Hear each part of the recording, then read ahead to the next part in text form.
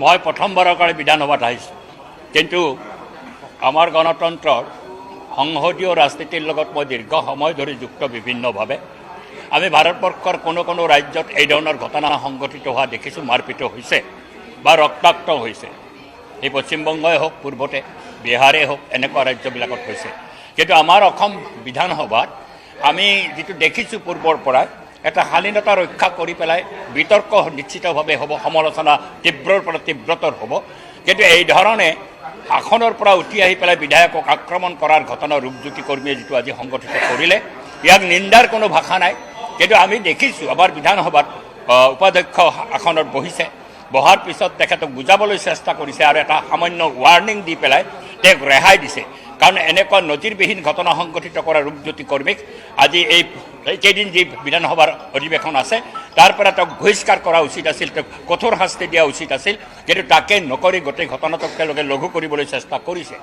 যদি বিজেপিৰ বিধায়কসকল আগবাঢ়ি আহি বাধা নিদিলেহেঁতেন, তেতিয়াহ'লে নিশ্চিতভাৱে অখিল গগৈক আক্ৰমণ কৰিলেহেঁতেন, চেয়াৰমেন আলীক আক্ৰমণ কৰিলেহেঁতেন, আনকি আমাৰ দলপতিকো, বিৰোধী পক্ষৰ দলপতিকো আক্ৰমণ কৰিলেহেঁতেন। এই ধৰণৰ এটা অদ্ভুত চিটুৱেশ্যন সৃষ্টি কৰিছে, তাৰ কাৰণে আমি নিন্দা কৰিছোঁ।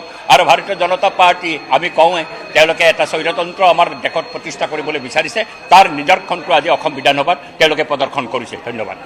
মই প্ৰথমবাৰৰ কাৰণে বিধানসভাত আহিছোঁ, কিন্তু আমাৰ গণতন্ত্ৰৰ সংসদীয় ৰাজনীতিৰ লগত মই দীৰ্ঘ সময় ধৰি যুক্ত বিভিন্নভাৱে। আমি ভাৰতবৰ্ষৰ কোনো ৰাজ্যত এই ধৰণৰ ঘটনা সংঘটিত হোৱা দেখিছোঁ, মাৰপিট হৈছে বা ৰক্তাক্ত হৈছে। এই পশ্চিমবংগই হওক, পূৰ্বতে বিহাৰেই হওক, এনেকুৱা ৰাজ্যবিলাকত হৈছে। কিন্তু আমাৰ অসম বিধানসভাত আমি যিটো দেখিছোঁ পূৰ্বৰ পৰাই, এটা শালীনতা ৰক্ষা কৰি পেলাই বিতৰ্ক নিশ্চিতভাৱে হ'ব, সমালোচনা তীব্ৰৰ পৰা তীব্ৰতৰ হ'ব। কিন্তু এই ধৰণে আসনৰ পৰা উঠি আহি পেলাই বিধায়কক আক্ৰমণ কৰাৰ ঘটনা ৰূপজ্যোতি কৰ্মীয়ে যিটো আজি সংগঠিত কৰিলে, ইয়াক নিন্দাৰ কোনো ভাষা নাই। কিন্তু আমি দেখিছোঁ আমাৰ বিধানসভাত উপাধ্যক্ষ আসনত বহিছে, বহাৰ পিছত তেখেতক বুজাবলৈ চেষ্টা কৰিছে আৰু এটা সামান্য ৱাৰ্ণিং দি পেলাই তেওঁক ৰেহাই দিছে। কাৰণ এনেকুৱা নজিৰবিহীন ঘটনা সংঘটিত কৰা ৰূপজ্যোতি কৰ্মীক আজি এই কেইদিন যি বিধানসভাৰ অধিৱেশন আছে তাৰ পৰা তেওঁক বহিষ্কাৰ কৰা উচিত আছিল, তেওঁক কঠোৰ শাস্তি দিয়া উচিত আছিল। কিন্তু তাকে নকৰি গোটেই ঘটনাটোক তেওঁলোকে লঘু কৰিবলৈ চেষ্টা কৰিছে।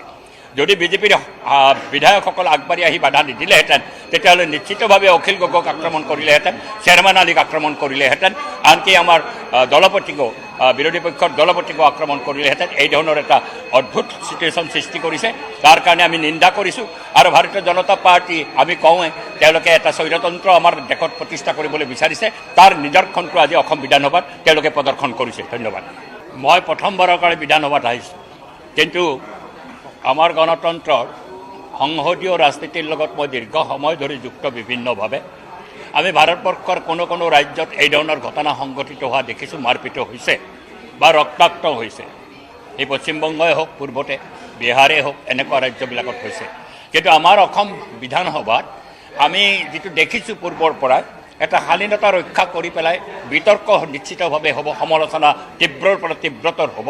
কিন্তু এই ধৰণে আসনৰ পৰা উঠি আহি পেলাই বিধায়কক আক্ৰমণ কৰাৰ ঘটনা ৰূপজ্যোতি কৰ্মীয়ে যিটো আজি সংগঠিত কৰিলে, ইয়াক নিন্দাৰ কোনো ভাষা নাই। কিন্তু আমি দেখিছোঁ আমাৰ বিধানসভাত উপাধ্যক্ষ আসনত বহিছে, বহাৰ পিছত তেখেতক বুজাবলৈ চেষ্টা কৰিছে আৰু এটা সামান্য ৱাৰ্ণিং দি পেলাই তেওঁক ৰেহাই দিছে। কাৰণ এনেকুৱা নজিৰবিহীন ঘটনা সংঘটিত কৰা ৰূপজ্যোতি কৰ্মীক আজি এই কেইদিন যি বিধানসভাৰ অধিৱেশন আছে তাৰ পৰা তেওঁক বহিষ্কাৰ কৰা উচিত আছিল, তেওঁক কঠোৰ শাস্তি দিয়া উচিত আছিল। কিন্তু তাকে নকৰি গোটেই ঘটনাটোক তেওঁলোকে লঘু কৰিবলৈ চেষ্টা কৰিছে। যদি বিজেপিৰ বিধায়কসকল আগবাঢ়ি আহি বাধা নিদিলেহেঁতেন, তেতিয়াহ'লে নিশ্চিতভাৱে অখিল গগৈক আক্ৰমণ কৰিলেহেঁতেন, চেয়াৰমেন আলীক আক্ৰমণ কৰিলেহেঁতেন, আনকি আমাৰ দলপতিকো, বিৰোধী পক্ষৰ দলপতিকো আক্ৰমণ কৰিলেহেঁতেন। এই ধৰণৰ এটা অদ্ভুত চিটুৱেশ্যন সৃষ্টি কৰিছে, তাৰ কাৰণে আমি নিন্দা কৰিছোঁ। আৰু ভাৰতীয় জনতা পাৰ্টি আমি কওঁৱে, তেওঁলোকে এটা স্বৈৰতন্ত্ৰ আমাৰ দেশত প্ৰতিষ্ঠা কৰিবলৈ বিচাৰিছে, তাৰ নিদৰ্শনটো আজি অসম বিধানসভাত তেওঁলোকে প্ৰদৰ্শন কৰিছে। ধন্যবাদ।